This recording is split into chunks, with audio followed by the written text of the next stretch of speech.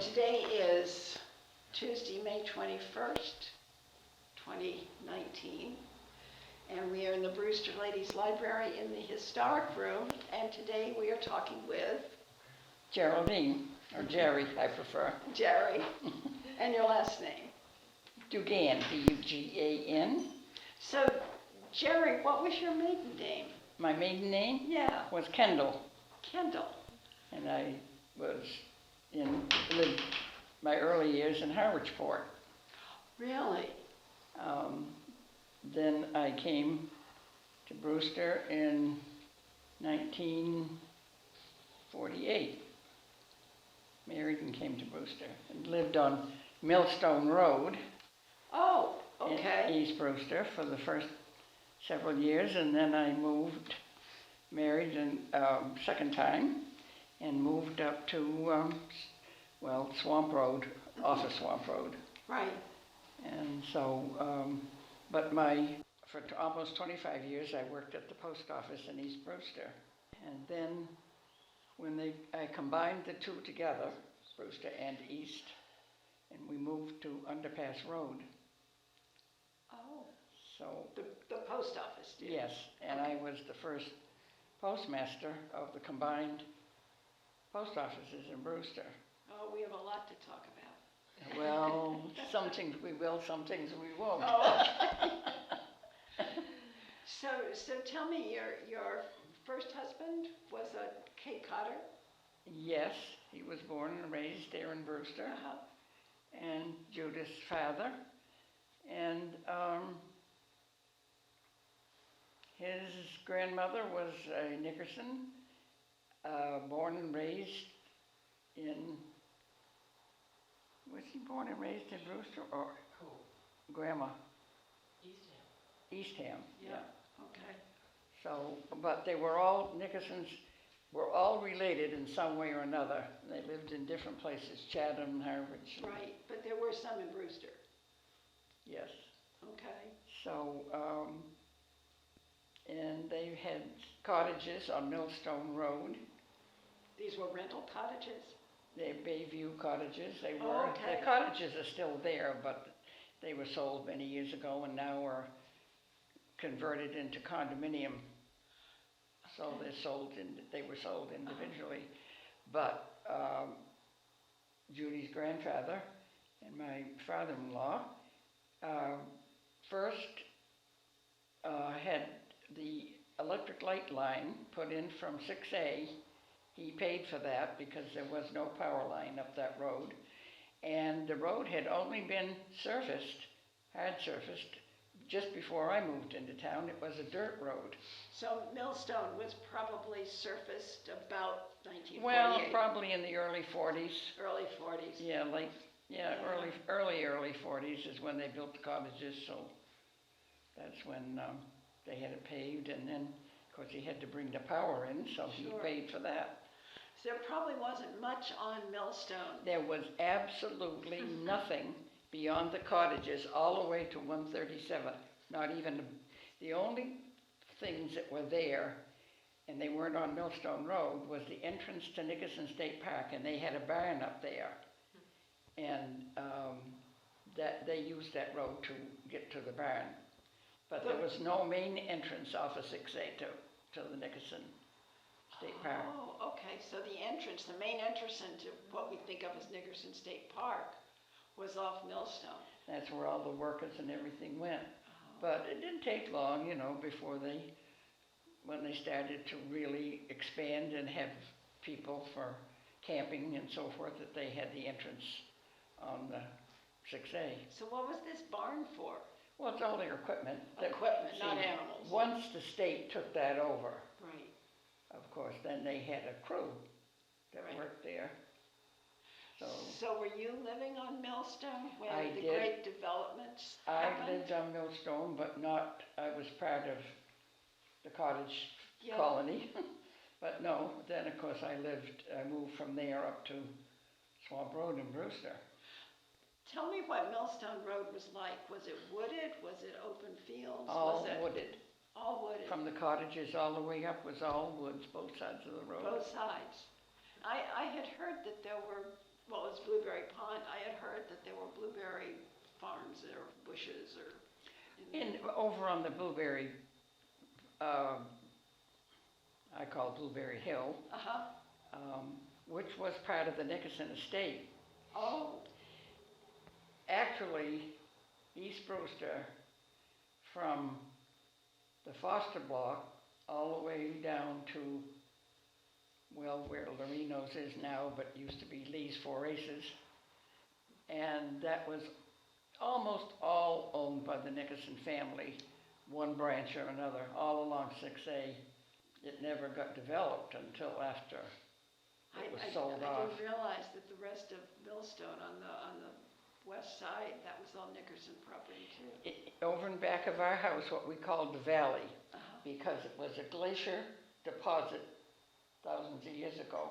There was an actual valley that went down, and over on this side was Blueberry Hill. We called that Blueberry Hill because there were lots of blueberry bushes there, and it bordered the Blueberry Pond. Now those were not cultivated, they were wild. Wild blueberries. Oh goodness, yes. Nobody ate cultivated blueberries. No, of course not. No, not then. And they don't now if I can help it. Well, what was the name of your first husband? Ray Cowan, the third. Oh, okay. No. No? No. Second, rather. I'm sorry. I'm glad you're here. Yeah. The third is my son. I see. Okay. Yeah. And you and Mr. Cowan had how many children? How many children do I have? Yeah. That I count? 3. Okay. And I met Judith, who's here in the room with you. Right. And she's my ears because I have trouble hearing, so. Boy, you're doing well so far. And where are your other children? Well, one is right now in Florida, en route to Washington State to live. Oh. And the other one is in Ellsworth, Maine, which is Okay. right next to Bar Harbor, of course. Nice. Well, I'm glad you have Judy around nearby. Oh, anyway. you can say that twice or more. So you grew up in Harwich? I was born in Vermont. Okay. I was born in Barry, Vermont, and during the Depression, and my dad's people, he graduated from Norwich University and went to work for his father. He owned a chain of grocery stores in Barry and Montpelier.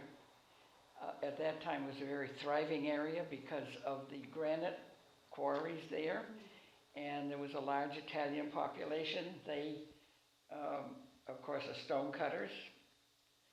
So came along the Depression, and of course they used to have a lot of credit to these stone cutters. You know, they pay, but they couldn't know. Right. So of course, all come the Depression, the work went, and they lost everything. So my grandmother had, my grandfather had people in Boston, so my grandmother came down and found a place and ran a tea shop, and so then my father and mother In Harwich. and myself followed In Harwich. in Harwich for it. I wouldn't think in the middle of the Depression that you'd go to Cape Cod. Well, you know, that's true, but people, wealthy people, a lot of them stayed wealthy, and the Depression didn't really alter their lifestyle in the sense they had nice summer homes over there. So there was still this wealthy summer population. Oh yes, that goes way back. Yeah. So of course it was, you know, she was a good cook and a tea room and all the rest. Why, at least they survived. So this was a very seasonal business. Yes, but you know, in those days it were things you could do in the winter. Like I can remember my dad going out and cutting all kinds of bayberries, red berries, and all kinds of greens to make things at Christmas. You know, we survived, where the young people couldn't do it today. Yeah, it would be hard. They couldn't do it. They haven't got the stamina. Did you have a garden? Huge garden, and I had a big garden over here in Swamp Road. Yeah. And was your father a hunter? No, No. not at all. No. But no, there was very lean times, but we had a garden and my dad raised pigs and chickens and we survived. Oh, okay. So then, of course, everything started to develop down here and things got better. Things got better. Yeah. But I have to make a little note. This is very interesting. A lot of people don't realize. I don't know how many here. Of course, you would know Steve Hopkins. I know of You've him, heard the name. but because I didn't grow up here. No. I only married Steve who grew up here. Right. Well, he But I was know a character from East Brewster. We call it that way, a character. But what I'm trying to say is that his father built the first motel on Cape Cod over in Harwich, across the street from where my grandmother and father lived. And of course it was, all of us in that neighborhood were, very upset because it was 2 stories and it was not something that fitted into the landscape. But eventually, after many years it finally was torn down.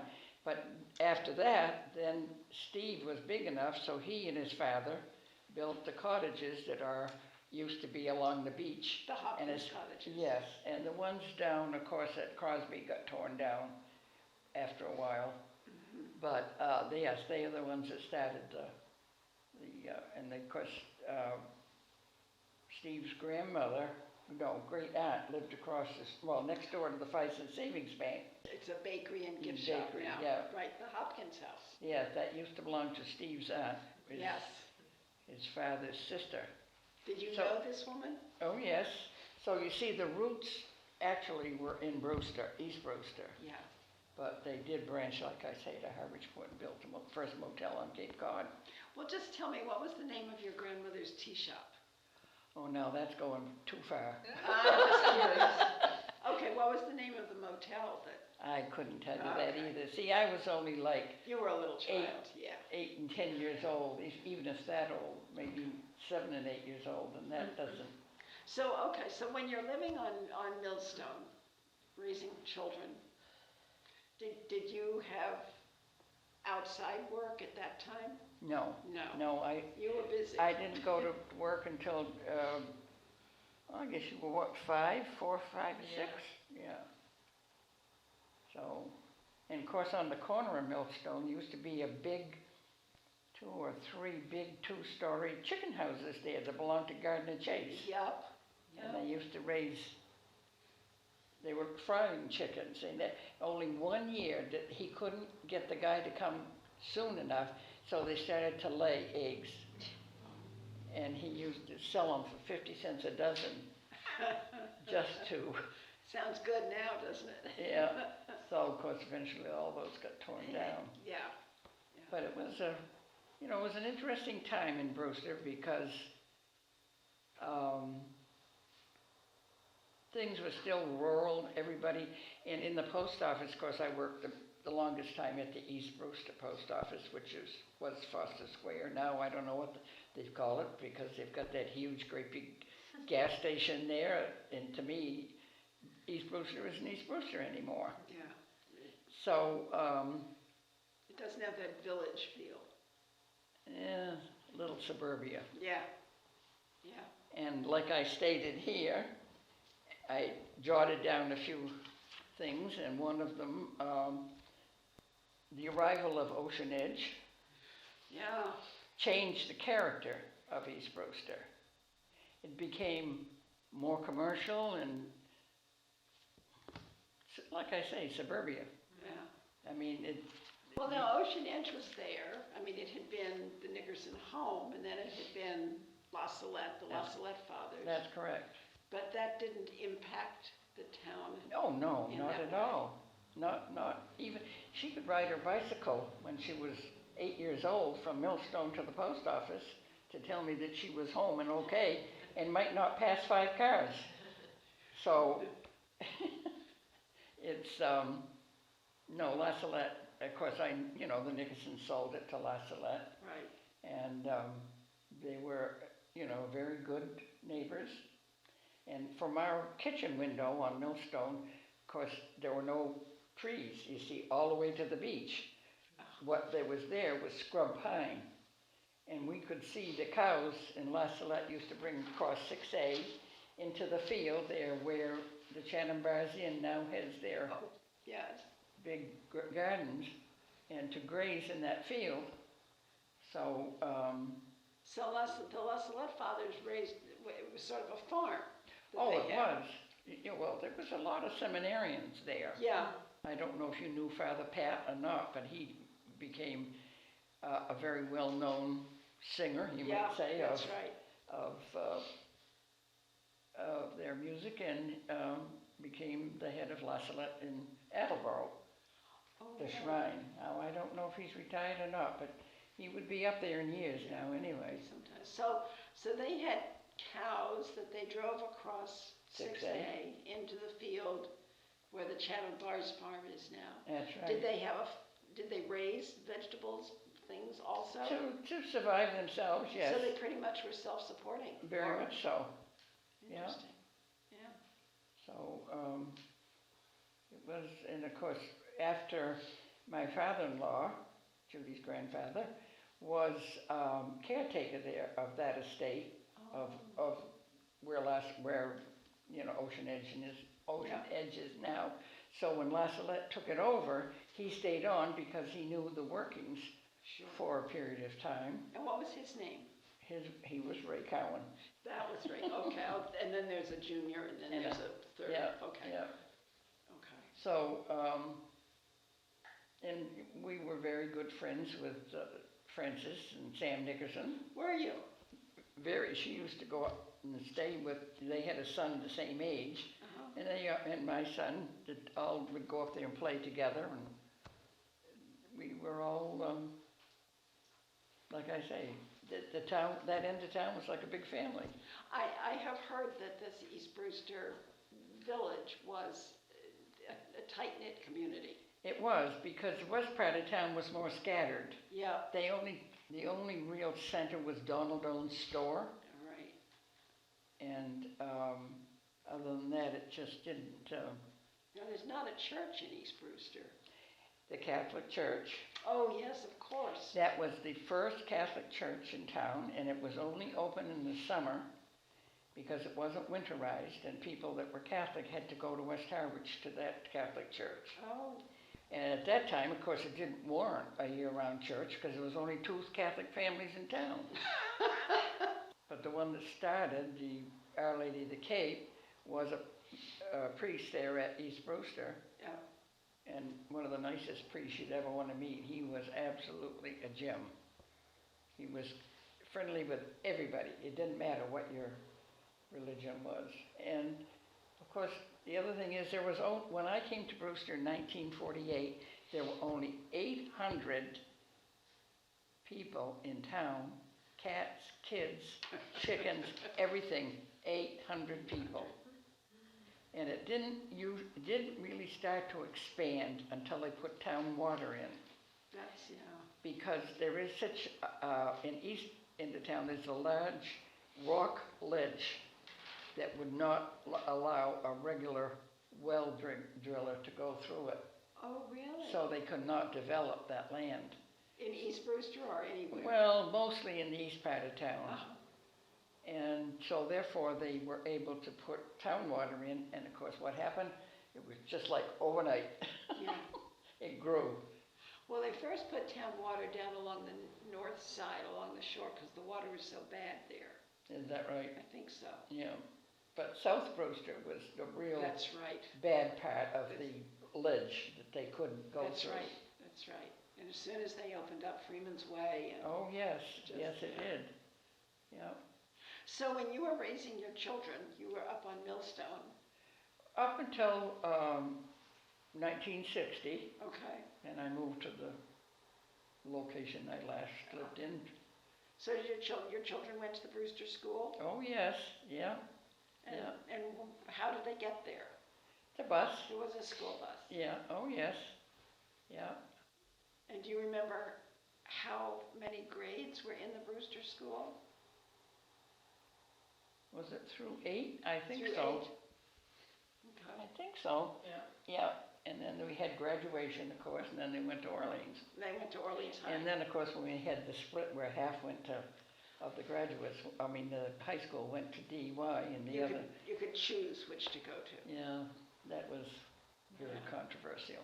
Was it? Oh, yes. Was it at the time? Huh. It was, you know, it all depends on who you talk to. Some people would say it was a good thing, others would say no, because it split the kids Yeah. that grew up together through grade 8, and then all of a sudden, they went separate ways, Yeah. and that was kind of sad.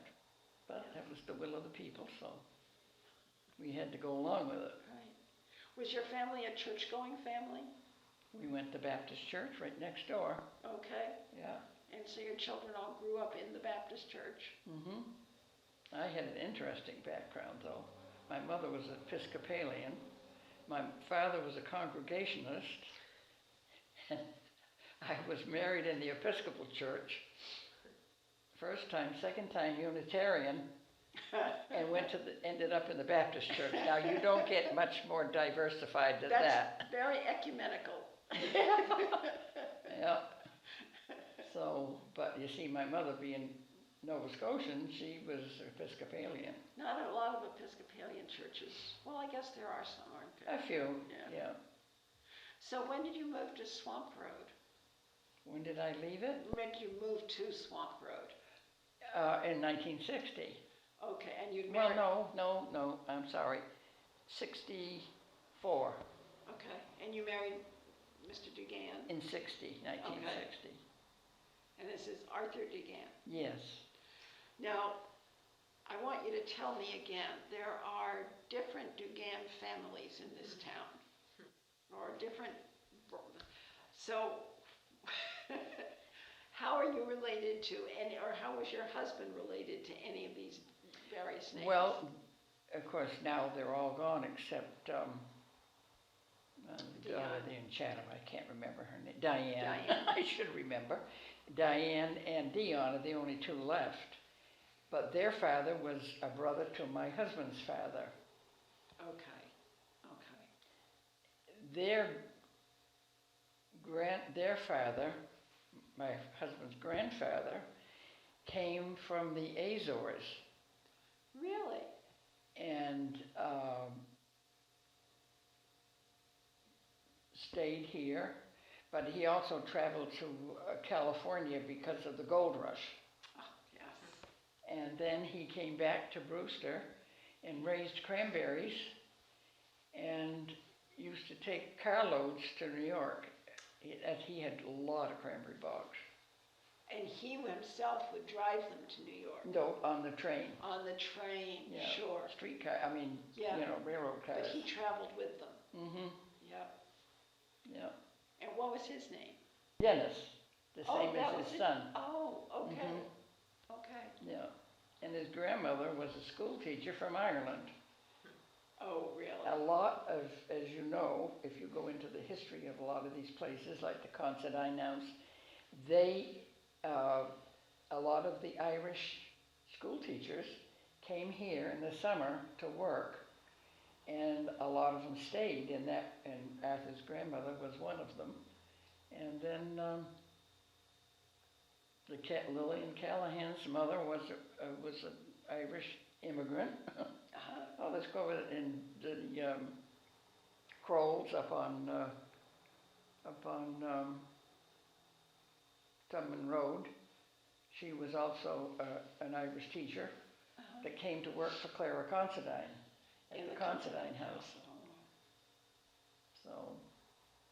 that's how So it- even before Cape Cod became such a busy tourist area, there were still a lot of people coming here. Yeah, but mostly people of wealth. Yeah, I mean, people that, I call it old money. yeah. People that have had money and then did not lose it in the Depression, at least not all of it. Harwich Port had, and Chatham all had, and Osterville and all over that way, they had the old money that stayed, and so that sort of helped the economy a lot. Yes, I can see, right. Well, people are still making their money in the summer. Well, yes, that's true.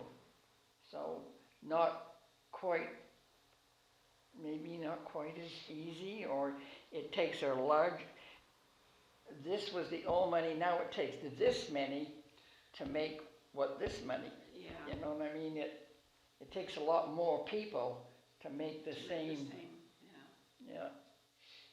So when did you start working, or did you have another job before you started at Oh, the no, post office? no, I didn't work when my family was small. Okay. My dad had a business over in Harwich, and I, of course, worked there, growing up. Uh-huh. He had landscape nursery, greenhouses. Really? Yeah, he was one of the first ones.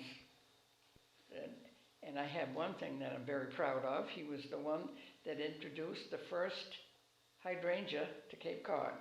Well, that took off, didn't it? You know, in Chatham, where the people that owned the Chatham laundromat, big, you know, they did business all over the Cape, the Eldridge family. Right near the Chatham Fish Pier, there's what they call the hydrangea walk. Oh. And I don't know if you know anything about that, but it's where the Eldridge family lived originally. And my dad planted that whole walk with hydrangeas, and that was the first ones on the Cape. It has been replaced many times since then, of course, I'm talking 75, Yeah. 70 years ago, but it's now known as Hydrangea Walk. How nice. Yes. That lingered on, that stayed on. Yeah. So now you're living on Swamp Road, and your children are pretty much grown up, or at least old enough. And you Well, started. they were, you know, they were still young when I moved up here. Oh, okay. Well, they were born in 49, 53, and I moved up here in 60. Okay. So, you know, So when did you start working at the post office? 1958. Oh, okay. And that was in East Brewster. In East Brewster, and when they closed it, it broke my heart because that was, everybody there, all my patrons were my best friends. What was the post office like? Describe it for me. Well, just, Was it a separate building? no, Diane knows, yeah. The Foster block started with the gas station, then it was we called it the paper store. Murtis Foster owned all this. And then the post office, the liquor store, and then Murtis had a store, and then she eventually closed it and had an antique shop there, and then Packett's Market took over, Manny Packett. And that Manny, of course, eventually built the one in Right. down near Ellis Landing. But no, So where in this complex was the post office? well, the gas station was here, the paper store here. I'm going east now. Okay. And then the post office was sort of in the middle of all of All that. right. But all of the people that we served were like a big family. If they didn't come in to get the mail, we'll say at the most 3 days, and they didn't tell us that they were going away, we'd call them on the phone and make sure they were okay. And if they didn't have a telephone, then one of us would get in the car and go and check on them. Now, can you imagine that happening today? No. That's what we lost. Was there post office delivery, or did you have to go Not to the out of post our office? place. They Okay. had rural delivery out of the main post office in Brewster. I shouldn't say the main, the other one. The West Brewster Yeah. post office. Well, it was originally it was in Donald Owen's store. You Right. probably know all that now. And then they built one next to it that belonged to, can't think of the name now, it's so long ago, but anyhow. The post office was in the little building that's next to the Yes, general it's store. got the ice cream. Rice cream, Yeah. ice cream now, yeah. It's been many things since. Yes. There's a sign on it that says something like 1929. No, not that building. Oh, okay. Oh, no. Okay. No. Okay. No. But that was built to be the post office, that one? Yes, it was. Okay. But the house behind it is kind of down, Yes. and I can't think of that man's name. Alan. Alan, Hank that's it. Allen. Yeah, he built it, and he was the postmaster there at one time. So, Didn't know that either. So, what did your post office look like? well, It was about the size of this room, about the size, yeah, the whole thing was almost this room and that one. Oh, that's good size. Well, that included the back part, Yeah, the front. okay. So you have a counter out front? And Yes, you have little post office boxes for people to, yes, yeah. yeah. And some of them, I understand, are over at the, right. Now, those must be upstairs now, because I went in one day, well, last year or the year before, and I couldn't find them, so I assumed they were upstairs. It is upstairs. Yeah, And we have, when the third grade comes, we have postcards with a beach scene, and they address and get to send it to a family member, and when they come and visit, they get to mail it in the little slot, and then Right. we mail them. there's a woman that, I belong to a group from the church here, from the Baptist church, right next door, that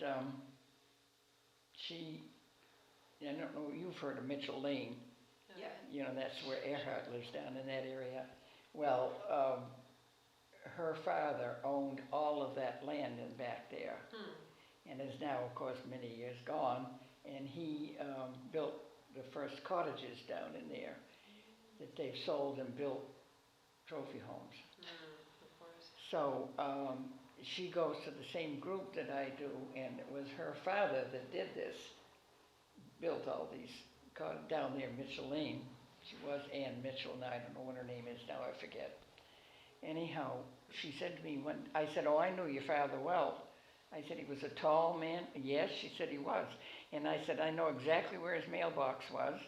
And I said, "He used to come in, it was he'd open the door," and I said, "It was up on the top because he was so tall." She said, "That's right." I said, "Yes."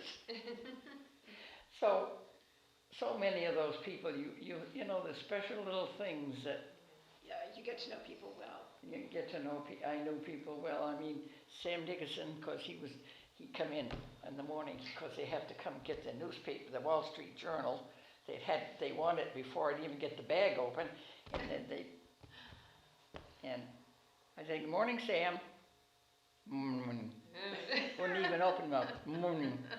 I said, "If I never do another thing, I'm going to get that man to smile and say good morning." Well, before we closed up, I did, and I accomplished a lot. Because he was so grumpy. Was he grumpy all the time or just in the morning? Well, you know, some people, they couldn't wait to get the Wall Street Journal. And that was the main thing for the day. If they didn't get that, the day was gone. And the man that owned the property where the Brewster Historic was down there, Castiglione, he was another one that would come for the paper first thing in the morning.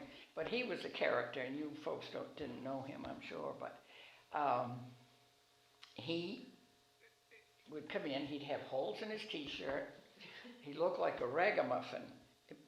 He was good-natured, that was not a problem. And we knew him well because her grandfather and he were good friends, good fishing buddies. But he was also a character. But like I say, people would say, "Oh, that poor man, yeah, too bad he can't afford a shirt." But they didn't know half of it. What are they ever going to do with that building? Do you know? Where the Historical Society moved out of? The town owns that. I know that. So I wouldn't know. Haven't heard, I hope they don't let it fall to pieces. So did Mr. Castiglione live here all year, or was he? Well, no, he came from Providence. Okay. During the war, he had a bar room down there because, of course, it was a booming city, Newport, in Providence. So, but then when he retired, he and his wife moved up here. But, yeah, he was a character. You know, he was fine, but he looked like a character. So. Well, I think maybe the post office at this time was a center of social life. Well, it always was. Yeah. Back in I was going to say prehistoric, but you know what I mean. Way back in the beginning of settlements, that was the gossip center. Sure. I mean, if you didn't know what was going on, you went to the post office and you sure soon found out. Yeah. So, yes, it was, and it was, and I don't ask me names, because those things evade me, but we had quite a few people from the government in Washington that used to summer Steve had cottages down behind where JT's is now, and they were really nice ones. Oh. And they used to come there and stay for 2, 3, 4 weeks. And one of them, I'll never forget, his daughter came on and she just gotten engaged, and she had a 2-carat diamond ring for an engagement ring, and she went swimming and lost it. I'll never forget it as long as I live. I'm sure she didn't either. No, Oh my. that was so Oh, my sad. goodness. She was so upset. And then the woman down on the corner of Crosby Landing Road, on the right-hand side, she was from New Jersey, and she used to drive up herself in the summer, and she had put all her fancy jewelry, wrapped it up in newspaper, and said, well, now if I get stopped or anything, nobody will steal that old paper. Wouldn't you know, when she got to the Cape, she was kind of, I called her rattly, but, you know, she was a nice enough person, but she took all that stuff to the dump, all the paper, including all of her jewelry. Oh. And of course, Yeah. they used to burn Yeah, you just threw everything. Oh. and burned it. So of course, and she was quite a while getting over that. Oh. And those are little things that stick in Yeah. my mind. So did everybody come to the post office at 10 in the morning or at 4 in the afternoon? Well, or- most of them were there before noon, Yeah. but the ones that worked, if they, you know, they would have to come in after. Was there just one delivery a day? We didn't have delivery. I mean, no, did No. you get mail just once a day? We had 2, Uh-huh. but talk about service today compared to the service we had those. Number one, the train was sorted. In Hyannis, it went out of Hyannis to Boston and points beyond, and they sorted the mail right on the train. So when it arrived at her destination, Yeah. and we had what they called a way pouch. Now this was a mail bag, a locked one. It would start in Provincetown to Orleans, and then it would stop, and then Orleans would take everything and put it in another bag, including there, for delivery all along each post office. So when if you went to Orleans, say 4 o'clock in the afternoon or 9 o'clock in the morning, that mail was canceled, put in the way pouch for any post office along that route, and if you mailed it, we would get it within 2 or 3 hours. Now, do you know how long it takes to get one from Orleans to Brewster? 4 days. Is it really 4 days? No, But it might be. It might be. What, it goes to Providence or Of someplace? course, we never had any, now it's Providence, you know. Yeah. Judy her and her husband had an experience with something recently, and I said, well, because it goes to Providence and it stays down there till they get ready to send it out. Used to be Sagamore, Yep, I remember that. and then it went to Providence. Well, it's like our newspaper comes out of Providence, the Cape Cod Times. That's why you can't really guarantee delivery at the same time every day. Yeah. Huh. So people must have just thought of you as the person who knew everything about East Brewster. Well, I must say there wasn't much we missed. Not from a nosy standpoint, for an interested. Now, Yes. there's 2 different things. That's right. I mean, when I lost East Brewster, they closed it. It was like somebody cut off part of my arm. And then I just never got over it. And it tried every which way, politicians and everything. Nothing worked. I thought they might, and I thought maybe we got someone here now that'll, get after it, but it didn't work. And you know, I hear, I don't know, but it's never, ever been a success on Underpass Road. It's still got a multitude of problems. Why that is, I think it's too big. Because for one thing, every town has 2 or 3 post offices. Brewster has 1, and it covers a lot of territory. Yes. Yeah. I've talked to people about the post office here next to the general store. They said it was sort of, people would go there in the afternoon or evening and get the mail and just visit and get ice cream and Yeah. it was. And of course, the post office at one time was in where Donald owned store. Right. And I went once and interviewed Maddie Godfrey. Now she lived on not Foster Road. What's the one before that? Point of Rocks? Point of Rocks. And she worked in that post office in Donald Owen's store, and she was an interesting lady. But gosh, she was old then, so that's probably 50 years ago. So it's too bad, you know, that we didn't take advantage of to get it documented, you know.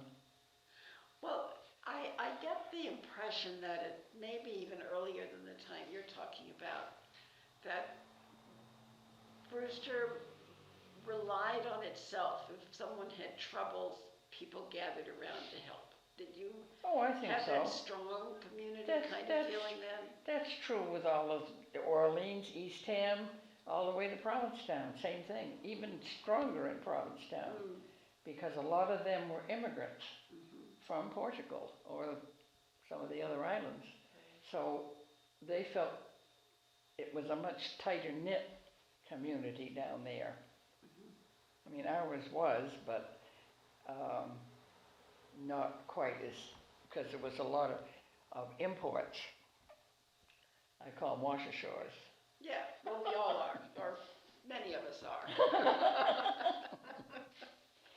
So my husband had a great saying, you know, we'd be somewhere and someone would introduce us and they'd say to him, "Are you a native?" And he'd say, "Yes, I am. I was born and raised here."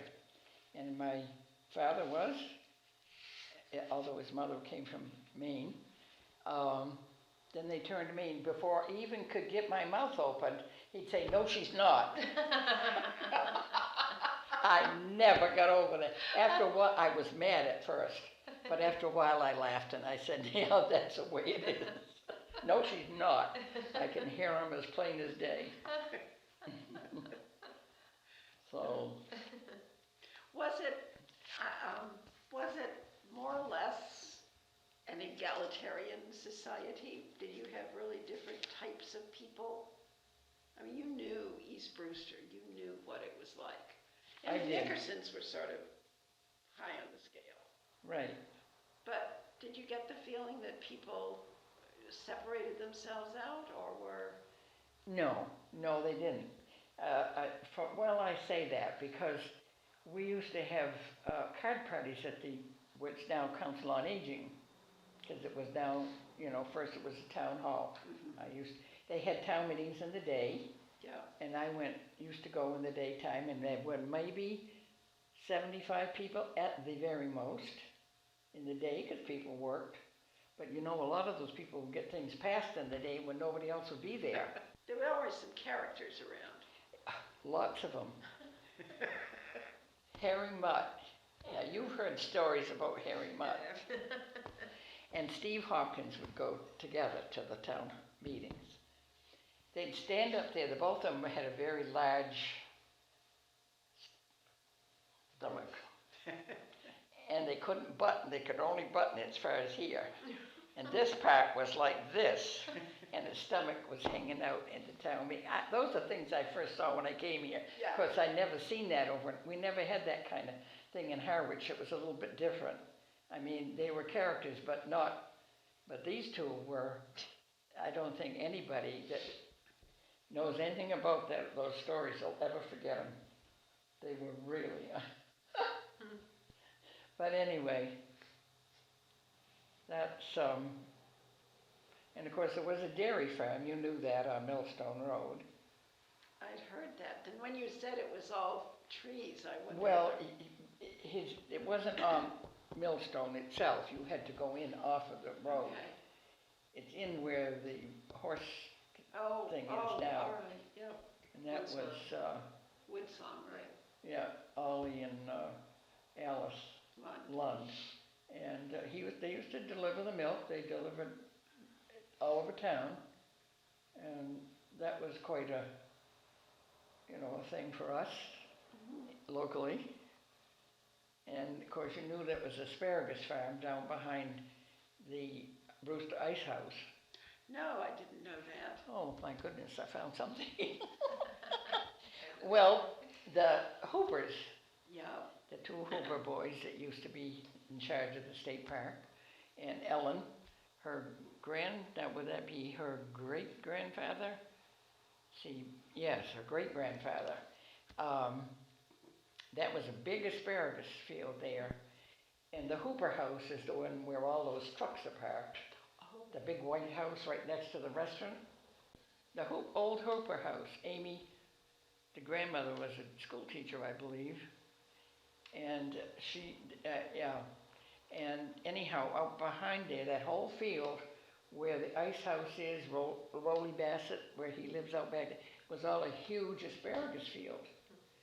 And they used to, of course, local guys, that was work for them. They'd cut that asparagus and they box it up and take it to Hyannis, put it on the train and send it off on its way. Oh, I thought you probably all knew that. No, that's good. So when did the Bassets move in? Well, oh boy, Because the ice house has been there for a long time. quite a while. Rolly Bassett Sr. and I were in school together in the 3rd grade in Harwich. During the '38 hurricane, he and I were going to school where the Brooks Academy is now. And the teacher didn't know the hurricane was coming. So she said to me, would you stay I was in 3rd grade, I remember, would you stay after school and help Rolly with his reading? And I said, yeah, sure. So she said, I'll let your mother know. I said, all right. The next thing my mother came, I can see her yet. And she came storming in the door, schoolroom. What are you people thinking about here? Keeping these kids after school. Don't you know there's a hurricane coming? So, of course, she didn't know. But anyway, we all got a fast ride home. And so when Rolly and I met over here in Brewster, I said to Rolly, you and I have the oldest friends. And I didn't mean old in age, I meant long-time friends. But we'd been, since 3rd grade we were. Isn't that something? So I'd known him for a long, long time. And then Judy went to school with the Bassett family. But, yeah, Rolly, he was a good scout. A lot of people didn't like him. He was very outspoken. But he either liked you or he didn't. But he'd do anything in the world for you if he liked you. You'd be right there, first one to help. So, it's interesting when you think back. And of course, we used to get a lot of snow on the Cape. I don't know if you were aware of that or not. But where we lived in the house on Millstone, one winter, I'll never forget it, the snow was so deep from La Salette down, and I forget how much further west. They had to bring in big rotary plows from the western part of the state to open up the road. And I could remember seeing the snow fly up in the air. And one year, the boys from the park had to shovel Millstone Road from 6A up to the entrance to the park off of Millstone. Hand shovel it. They couldn't get a plow through it. So we have had, we probably never will again, but we have had bad winters. Did you know that they rolled the snow just to make it flat? Not here. No. No. But you did have snow plows. Oh yes, such as They were breaking down. They'd get half a mile, and then they'd have to stand up, get out and fix it. Or they'd go to Jimmy Marsline to get a part. Yes. That was another character, not in Brewster, but Not in Brewster. one of the nicest people that ever lived. And I admired him because he started with nothing. Absolutely nothing. No help from any family. He started with buying an old car and fixing it up, selling it, and then he got into the parts department. He really, and the same way with our, you know, Oh, yeah. Bobby Hour. He lived next door to me in Harwich, so when I was young, so I knew him, but he started with nothing. So there were quite a few. People really depended on Marceline's. Oh, yes, and he's, of course, now he's unfortunately Yeah. passed on, and his brother too. And, I don't know where you go for parts like that anymore. no, and the kids have kept the business and have expanded it and doing very well. Oh, Well, they had a good teacher. yeah, yeah. So then they closed the East Brewster and the other small post office and consolidated them. When was that? Do you remember? In the late 70s, Late 70s? early 80s. And they moved it to, Well, where the hairdressing place is there, you On know, under- behind yes. the bank. yeah. And you came along with it. Well, I opened that one. Yeah. And then, of course, after my 25 years, I retired. Oh, And then after that, they closed that one up. But this thing, when they started the design of the first one, where the hairdressing place is, the Fison Savings Bank in East Brewster had just opened. And the young fellow that was in charge there, I can't remember his name, I can see his face.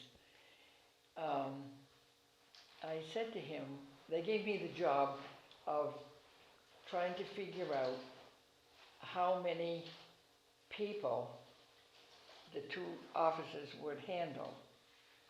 So they said, you go around in East Brewster and you make a map of all the vacant land with the possibility of, you know, and so I said, well, I guess, you know, they've got 3 or 4 stations at the Fison Savings Bank, so I'm going down there and pick their brain first and ask him how they came to the decision of building the size that they did to accommodate. And they gave me the whole thing. So then I went, like up in South Brewster, where they didn't have any development near the golf course on that road, and the projected amount of building lots. So I got that all together, and I sent it to the overall head up over us in Buzzards Bay at the time. And he went over it, and he called me up, he said, where did you get such an absurd figure? And you know, he gave me so much grief because I knew afterward he did not like women. He was an anti-woman. He didn't think they belonged anywhere, that they didn't have brains enough, and what he was trying to say, but he didn't. And that's how they resulted with the little place that they had was not adequate. So after not too long a time, they had to close it up and build another one. So you knew Henry Whittemore? Oh, yeah, absolutely. Yeah. Henry was another character, but a good egg, yeah. And Minnie. So what constitutes a character? Well, it's some things that they say and other things the way they dress, and it's just a combination of things. Of course, Henry, you know, came from Dennis. He was a Myrick out of Dennis. So that family goes way back to the beginning of the shipbuilding days. That's right, yeah. So his accent and his actions and everything were so Cape Coddy, you know. Nothing wrong with that, I don't mean. Yeah. But that's why I called him a character. You don't find that much. Oh, there isn't any more. They're all, I gotta say it, they're all from New Jersey. That woke her up. Me too. We've got a woman over there that I've been eating with every night practically since I've been there. And she used to have a house down in, oh, she still owns it, down in Brewster Park. But of course, 2/3 of Brewster Park was New Jersey. And we called the Pat Cemetery Road was Jersey Side over there. Jersey side, Yeah. and that's where she was, on Jersey side. But you don't realize how many people are from New Jersey. I mean, I think everybody that moves in new over where I am originally came from New Jersey. So, What was the town like during the Korean War or about during Vietnam? Were those difficult times for the towns to get along? I don't think so. I think maybe you united us more. During the Korean War, my very, very best friends, Arthur and Emily Coakley, they're the ones that got me the job originally in the post office. We had formed a group. Emily was the head of it. We gathered all kinds of paperback books, and we make individual boxes for all of the boys that were maybe Brewster, Harwich, Orleans, all around, and put little things in it that kind of reminded them of home, you know. Maybe just playing cards and, just little things like that. Yeah. And so I really think it united people more than, we'll say, today.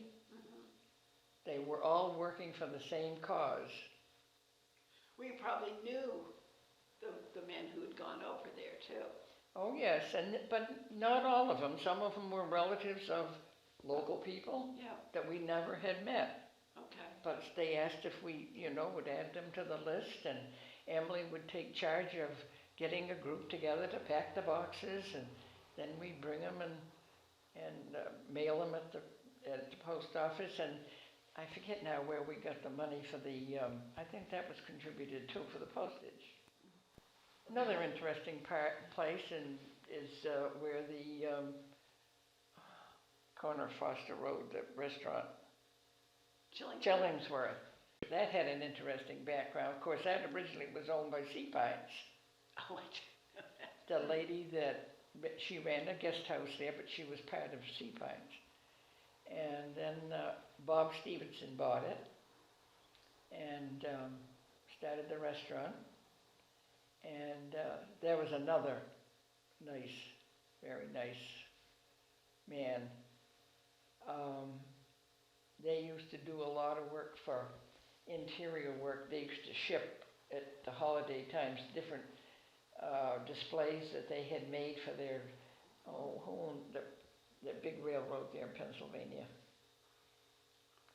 You know, the railroad magnate. Well, we're all failing you. Oh, I can see. But anyway, they used to make these huge, great big displays to go on their dining room tables. Oh, my goodness. And they made them there at Chillingsworth. Made them and right then in shipped them. Chillingsworth, and then they'd bring them and ship them. We'd ship them out. And then Gordon Brooks was another one, Brooks Cards. Yep. That was another. Well, you knew about the Daily Boy, right, in Vietnam? I wondered, yeah, I didn't, as far as I know, he's the only Yes. one who died in Vietnam. I can see that I can too. she can too. It was, my post office boss, Postmaster Arthur Coakley, and I was standing there at the window, and these two military guys got out of the car, and Arthur had served in the military. He said, it still makes cold chills go over me. He said, I know why they're here. And they came in, and they wanted to know where Mrs. Dorothea Daly worked. That you never could forget that. It's something that is burnt right in your brain. And they went, and she was in Dot's class. No, I was in one of the other rooms, and I saw them walking down the hall, because she taught 5th grade, Yeah. and they walked down the hall, to, with a see him walking down the hall. So that was a day none of us, That was a blow to the whole town, wasn't it? yeah. And Dot never got over it from that day till the day she died. How could you? I mean, if they go out in an automobile accident, you don't forget it, but it's not quite as, you were made to go there. I mean, Yeah. he was drafted and he was had to go. drafted, yeah. So, you know, there are a lot of sad things that have happened too. Mhm. Yeah. Yeah. You have a lot of notes there, is there anything? Well, we've touched on just about all of them. Of course, it was, you know, where the Brewster Fish House restaurant is. That used to be a big Glad farm. Yeah, You remember that? no. You remember but that? I- They used to, well, that, another What one. farm? Glad farm, Glad, and like the Glad. ones that owned that was Jim Daly, and who was the principal? Ossie Verse. Ozzie Burse. They owned that. They used to raise glads there. I thought it was vegetables too, but it was just flowers. Well, probably some vegetables, but mostly glads. Oh. You know, when you look at that building, you can see how it might have been that in a That's right. previous life. A farm stand, Yeah. yeah. Yeah. Yeah, I'm sure you had never heard this one. You know where the old telephone office was? It's there on Main Street, Yeah. that little building. Mhm. Well, Mabel Morse was the telephone operator. We only had one. Yeah. And people would call in, and of course we had the old rotary phone, she had to Plug hook it you in, up, you right. know. And so if it happened to be someone that maybe Judy was trying to call me, and she'd say, no, she's not home today. She knew where everybody was. That I never got over that. Nope, she's not home today. She's over at her sister's house playing cards. That's the old fashioned, Yeah. but it always worked. We never had any. It was as good as modern cell phones. I don't know what she'd say about that today. I think there used to be entertainments at the Old Town Hall. Yes. Up on the stage, Like vaudeville, that type, you know. that just local people would do. That was more back in her grandparents. Oh, okay, not Yeah. when you were around. No. Okay. We used to have a lot of card parties there, and a lot of times the money went to these veterans, things that they did for the veterans. Okay. But, you know, and it was a good time. I mean, all the locals went to the card parties, and we gossiped among ourselves, and you see that one over there, well, you know. Same, and of course, when Camp Monomoy, when they had the train that stopped on 137, used to have a train depot there. Yeah. Charlie Linnell, that worked for Camp Monomoy and lived on Linnell Landing for many years, he used to go up there and pick up the trunks off the trains for the kids. So that was, I'm sure you know that anyway, but No, you're telling us all sorts of things. well, that's about all I can think of, unless you can think of something else. What should she tell us about Judy? That my brother and I were born the same year and we're not twins. You don't have to tell those secrets. So were you in the same grade in school? Yep. That's good. Till her what, fifth grade? Fifth grade. Yeah, I know, they had to separate us. Well, Dot Dot Daly was the school teacher. Yeah. She was a dedicated school teacher. And she came to me one day and she said, you know, I think we should separate them because Judy does all his thinking. She answers his questions and he doesn't have to think for himself. So he's getting lazy. So she said, I would highly advise that we hold him back, and I think it would be a good thing, so we did. Because one was born in January and one was born in December the same year, so. But you know, if I had to do it over again, I'd do the same thing. Because even today, at their age, they're still inseparable. I'll call up and I'll say to Jimmy something, he'll say, yeah, I know. I say, what do you mean you know? Well, he said, you know, they got telephone lines and everything. She's already told him before I even get to, so it's still the same. Yeah, that's nice. That's good. It's a good family story. Yeah, so, but anyway, it's been an experience and one that you just can't erase. And you know, when you get to be my age, you'll stop and remember what I'm saying. There's so many things that go on, especially people's names and dates. And I'll go to say something, I'll say, I can't remember the name. Well, you know, at 3 o'clock in the morning, the light comes on, and I say, if you don't get up and write it down. Well, if you want to call me at 3 in the morning and tell me. Well, I can't think of anything else. I think I've covered. I have a question. Have you ever heard of, you talked about Mitchell Lane a little bit. Camp Wawa Tacey? Yes. Does that ring any bells with you? Yeah. What do you remember about Camp Wawa Tacey? Well, no, it was up behind, wasn't that where Crocker's Development is? I think it's near Louise Crocker's house on Crocker Oh, Lane. I thought it was down near Mitchell Lane. Well, that's interesting. I don't know. And I'm trying to remember who told me that. Oh, Bev Johnson. Oh, Yes. Bev told you it was down there? Yes. Well, she ought to know because that's her relation. Oh, okay. Do you remember anything It about was it? a summer camp. Okay, I know that. okay, I think it was both boys and girls. okay. Yeah, Bev Johnson is related to to Ann Mitchell, whatever her name is now. Okay. Don't She know a lot might- of those details. Ann might know. Ann probably would know. Ann who? Oh golly, I'll find out. Okay. I'll get her name. Godfrey. Was that Manny Godfrey? Worked at the post office? That's who did I just say? Maddie. Maddie. M-A-T-T. Mattie. Got it. Like Maddie Matilda. Godfrey. Got it. Yeah, she worked when it was Knowles. Okay.